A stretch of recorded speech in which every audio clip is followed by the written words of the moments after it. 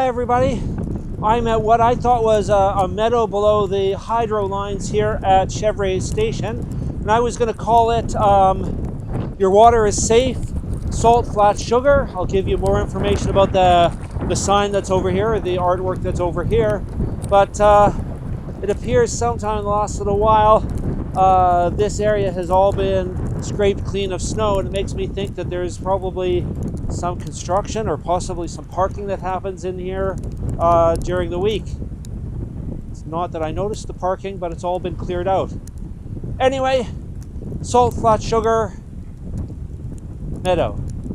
You get a chance if you're coming down the Southwest Rapid Transit, especially in the summertime, and you see this open field with a line of trees, come and take a look. Bye.